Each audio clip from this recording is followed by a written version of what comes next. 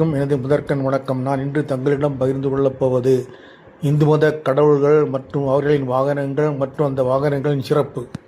முக்கியமாக முக்கடவுள்கள், அதாவது பிரம்மா, விஷ்ணு, சிவன். பிரம்மாவுக்கு அன்னமும், விஷ்ணுவிற்கு கருடனும், சிவனுக்கு நந்தியும்.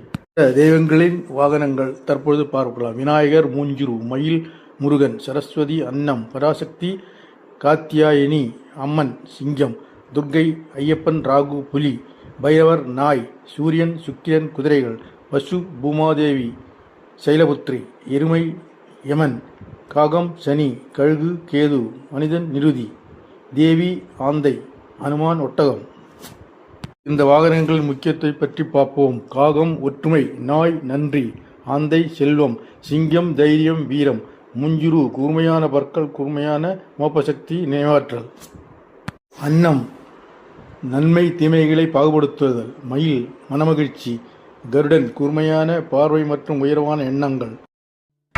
கணபதி வீர கணபதி, புஷ்ப கணபதி, சயன கணபதி, நீதி கணபதி, சித்தி கணபதி, விகட சக்கர கணபதி, ஆடி மாதத்தில் கொடியேற்றம் காணும் செட்டித்தரை கணபதியே திருப்பள்ளி எழுந்தருள்வாய்.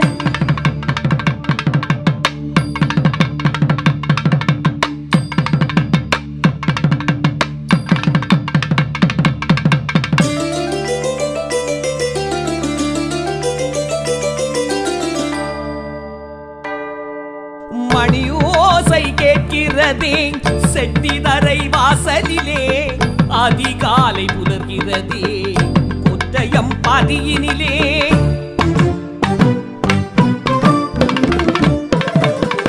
மணியோசை கேட்கிறதே செட்டிதரை வாசலிலே, அதிகாலை புலர்கிறதே